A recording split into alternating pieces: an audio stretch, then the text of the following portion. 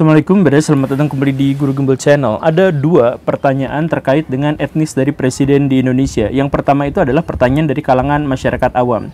Kenapa yang jadi presiden selalu orang Jawa? Dan pertanyaan kedua adalah pertanyaan dari para nasionalis akademis, yaitu pertanyaannya, kenapa pertanyaan pertama harus diajukan? Kan jawabannya sangat sederhana, yaitu kenapa presiden di Indonesia kebanyakan adalah orang Jawa? Karena mayoritas penduduk di Indonesia juga adalah orang Jawa, sehingga probabilitasnya memungkinkan seperti itu. Selesai kan? Tetapi jawaban itu tentu saja tidak dianggap selesai. Karena apa? Karena di channel Guru Gembul kita akan membahas tema-tema yang sangat sepele dengan jawaban yang detail. Jadi ayo kita mulai.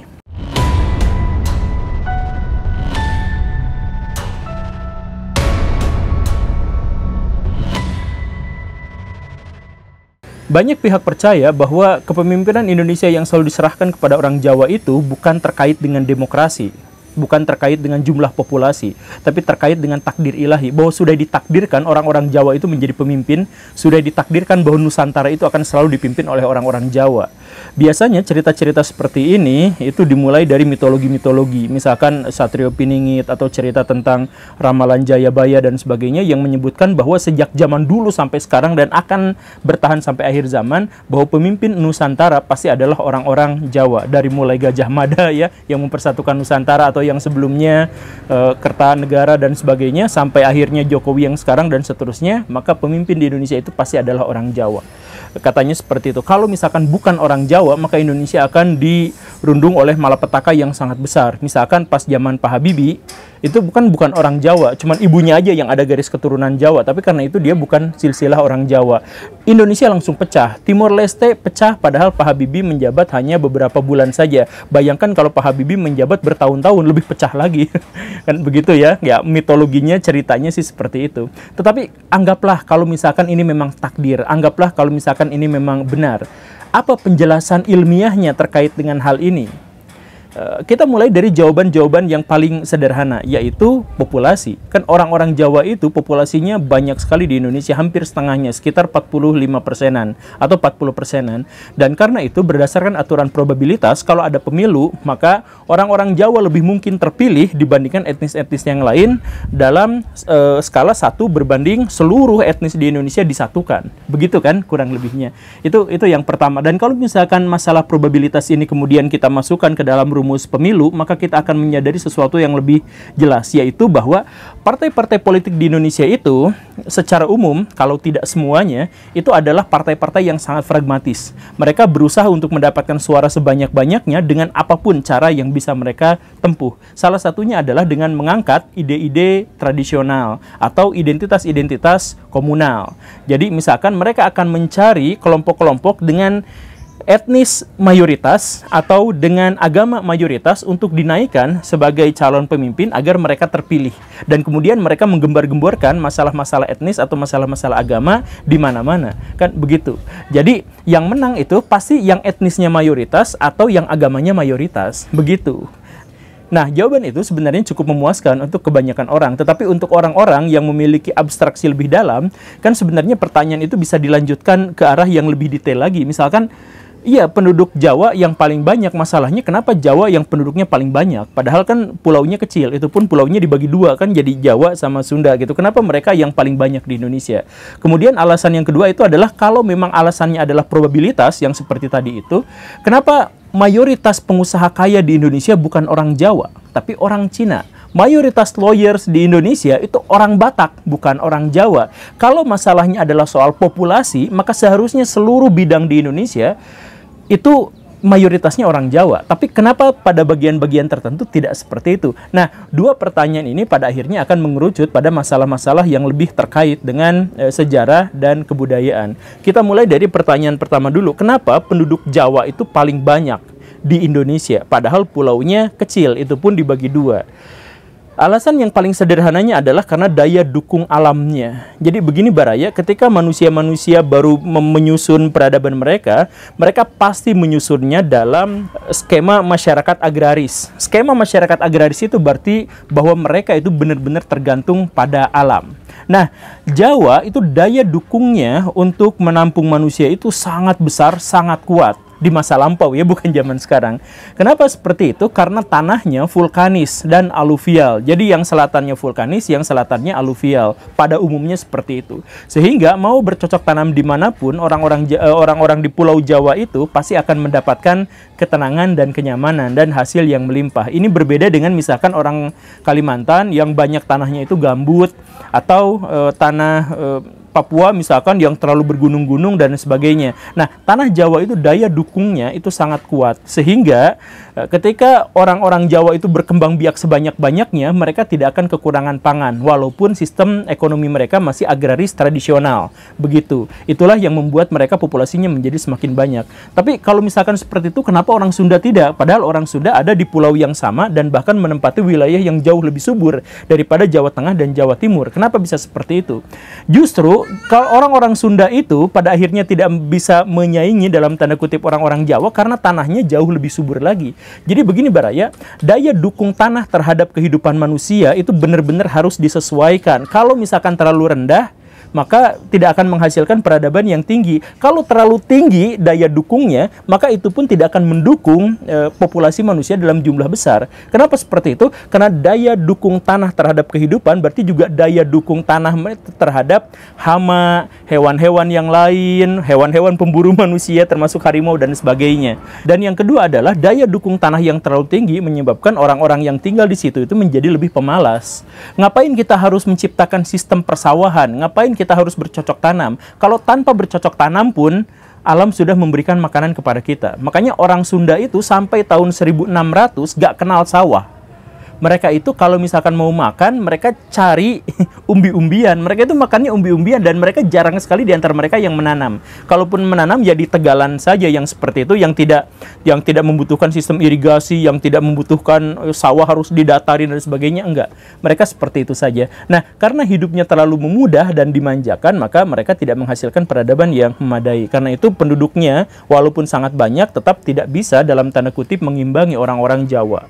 Begitu. Itu pertanyaan terkait dengan kenapa populasi Jawa menjadi semakin banyak. Kemudian terkait dengan masalah yang kedua, kenapa orang-orang Jawa itu sangat dominan di pemerintahan, menjadi pejabat, menjadi presiden dan sebagainya, tapi pada beberapa bidang, misalkan pengacara atau yang tadi itu ya, pengusaha dan sebagainya, orang Jawa justru kalah dibandingkan dengan orang yang etnisnya lebih minoritas.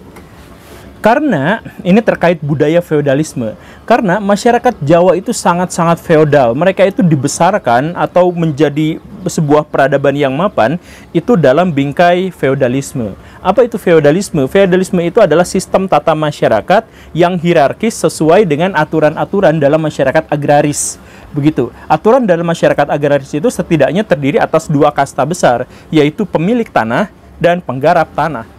Pemilik tanah itu memiliki seluruh aset dan sumber daya, sedangkan penggarapnya tidak memiliki, tetapi mereka memiliki tenaga. Ada simbiosis dalam tanda kutip mutualisme di situ, sehingga pemilik tanah mendapatkan keuntungan dan penggarap tanah juga mendapatkan keuntungan. Tapi di situ kita menemukan ada kastanya, ada stratifikasinya, di mana ada orang atas sebagai pemilik dan ada orang bawah sebagai penggarap atau pembantu atau ART atau apa yang semacam itu.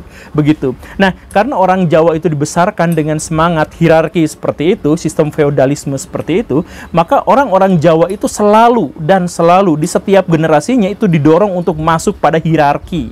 Jadi kalau misalkan ada hierarki, misalkan presiden, ke menteri, ke gubernur, ke wali kota, ke camat, ke kades dan sebagainya, ke bawah-bawahnya. Nah, orang-orang Jawa itu selalu terdorong untuk masuk pada hierarki seperti itu. Beda sama orang Cina misalkan, atau sama orang Batak misalkan. Nah, kenapa bisa seperti itu? Ya karena tadi itu orang Jawa itu feodal. Jadi kalau misalkan Baraya ada tes CPNS, yang paling banyak ikutan itu pasti orang-orang Jawa. Dan mereka bahkan ditekankan sampai harus, maaf ya, ada beberapa gelintir orang yang keterlaluan sampai nyogok, sampai ngedukun, sampai apa, demi jadi PNS. Jadi mereka ikhlas untuk mengorbankan uang ratusan juta rupiah hanya demi mendapatkan jabatan, hanya demi masuk pada hierarki itu. Bagi orang Jawa, masuk ke dalam hierarki itu adalah sebuah harga diri yang sangat tinggi. Nah, karena setiap orang Jawa itu didorong untuk masuk pada hierarki, maka kemungkinan besar mereka itu akan menjadi pejabat. Jadi bukan hanya presiden, Baraya, sebenarnya kebanyakan camat itu, kebanyakan gubernur itu orang Jawa. Iya kan? Seperti itu. Bahkan saya tinggal di Bandung, RT RW-nya orang Jawa itu. Dan karena orang-orang Jawa itu sudah disosialisasikan sejak dia lahir untuk masuk ke dalam sistem hierarki itu, maka orang-orang Jawa itu selalu bisa menempatkan posisinya sesuai dengan statusnya. Dari dia itu menjalankan perannya sesuai dengan statusnya. Jadi baraya misalkan begini ya, kalau baraya ketemu sama, saya mohon maaf ya, pembantu atau kuli orang Jawa, kan mereka terkenal ya. Jadi kalau di sinetron kalau pembantu pasti orang Jawa misalkan, atau kita kenal lah kalau kuli-kuli yang terkenal itu orang Jawa gitu. Kenapa bisa seperti itu? Karena ketika mereka ada di posisi bawah, mereka benar-benar bisa menempatkan posisi tempatnya sesuai dengan posisinya. Jadi sebagai kuli mereka ya kalau keahlian sama aja dengan yang lain, tapi mereka itu lebih patuh, lebih gak banyak protes, lebih gak banyak rewel kalau misalkan disuruh-suruh. Karena mereka percaya bahwa statusnya saya rendah, maka saya harus berperan di sini. Jadi pembantu, jadi ART juga kurang lebihnya sering seperti itu, begitu. Nah, ketika mereka misalkan jadi camat, mereka jadi apa, mereka juga terbiasa untuk bisa menempatkan posisi dirinya dibandingkan dengan orang lain. Saya pernah ingat salah satu curhatan Pak Nasution sama Ahmad Yani. Dia bilang bahwa hubungan saya dengan Pak Karno itu awalnya dekat, tapi kemudian kalah sama Pak Ahmad Yani. Karena saya Batak, dia bilang seperti itu ya, saya Batak, sedangkan dia itu adalah orang Jawa. Orang Jawa itu lebih bisa tekun, lebih bisa telaten dalam berhadapan dengan Pak Presiden. Saya kalau nggak setuju sama Presiden, marah-marah di depannya, terus terang. Tapi kalau misalnya Pak Ahmad Yani itu flamboyan gitu, bisa mengalir, meliuk-liuk seperti itu, sampai dia bisa menjejalkan gagasan-gagasan dan pemikirannya tanpa menyinggung perasaan dan pikiran Pak Karno. Begitu, itu curhatan, ya bukan menjelekan, tapi itu curhatan dari Pak Abdul Haris Nasution terkait dengan kedekatan Ahmad Yani dengan Pak Karno. Nah, itu juga adalah karakteristik orang Jawa. Ketika dia ada di tempat manapun, dia biasanya cenderung untuk bisa beradaptasi terhadap orang yang kastanya di atas dan yang ada kastanya di bawah, begitu. Dan saking kuatnya dorongan orang-orang Jawa untuk berperan sesuai dengan statusnya itu, sampai mereka menciptakan bahasa dengan susunan yang berbeda-beda. Kepada orang yang tua bagaimana, kepada orang sebaya bagaimana, kepada orang yang bawah bagaimana. Jadi kalau misalkan baraya belajar bahasa Jawa, maka otomatis baraya sebenarnya mempelajari 3 bahasa sekaligus. Karena sistem bahasanya beda-beda. Setiap kata berbeda untuk setiap status orangnya gitu. Kepada siapa dia harus disampaikan, begitu kan? Ya, ini sebenarnya sama aja kayak orang Sunda gitu. Tapi kan orang Sunda memiliki undak-usuk bahasa juga kurang lebihnya mendapatkan pengaruh dari Jawa. Seperti itu. Nah, jadi kalau udah masuk ke level bahasa, berarti ini sudah budaya level yang paling dasar. Karena bahasa itu adalah budaya yang paling dasar. Begitu. Nah, kenapa bisa seperti itu? Kita perdetail lagi ya, kenapa bisa seperti itu? Terus aja pertanyaan tuh kejar terus sampai bawah gitu ya. Ya, kenapa orang-orang Jawa bisa sampai seperti itu? Karena saya jelaskan begini Baraya, di episode yang lampau saya pernah jelaskan bahwa di Indonesia itu ada 2 kelompok etnis yang memiliki pendekatan berbeda terhadap dunia. Kelompok pertama itu adalah kelompok yang berusaha menselaraskan diri mereka dengan alam. Kelompok yang kedua itu adalah kelompok yang berusaha menempatkan diri mereka selaras dengan kondisi sosial masyarakat tempat mereka berada. Orang-orang Sunda, orang Bali, orang Papua, orang Kalimantan itu adalah kelompok orang pertama, di mana mereka falsafah hidupnya itu adalah selaras dengan alam, menyatu dengan alam, tidak berlebihan mengeksploitasi alam, dan lain sebagainya. Sehingga mereka lebih cenderung berbahagia, tetapi mereka cenderung untuk susah menjadi lebih sukses atau bersaing. Mereka senang berkooperasi, tetapi mereka biasanya kalah dalam kompetisi. Biasanya seperti itu. Kemudian ada kelompok masyarakat kedua di Nusantara, yaitu yang berusaha untuk memposisikan diri mereka sesuai dengan lingkungan tempat tinggalnya, lingkungan sosialnya. Nah, ini orang Jawa, orang Padang, orang Batak gitu ya. Itu adalah orang-orang semacam ini. Jadi mereka itu disosialisasikan sejak lahir bagaimana posisi mereka, bagaimana status mereka dalam masyarakat. Bagaimana mereka beradaptasi terhadap lingkungan di satu tempat. Mereka tidak terikat pada tempat tinggalnya, makanya mereka mudah merantau, tetapi mereka terikat pada status di mana dia berada.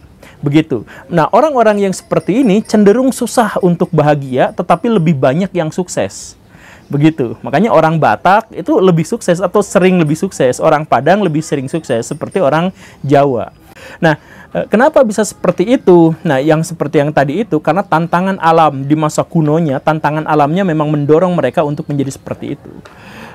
Orang Batak tinggal di daerah yang subur, tetapi kesuburan mereka itu tidak mencukupi untuk jumlah penduduk yang sangat besar, sehingga mereka didorong untuk merantau, khususnya laki-lakinya. Begitupun dengan orang Padang, begitupun dengan orang Jawa. Orang Jawa itu tanahnya subur, tetapi kalau dibandingkan dengan orang Sunda itu tidak terlalu subur. Maksud kesuburan orang Jawa itu adalah kesuburan aluvial, di mana si tanah itu harus digarap, harus dibentuk gitu, dan itu capek, membutuhkan banyak orang gitu.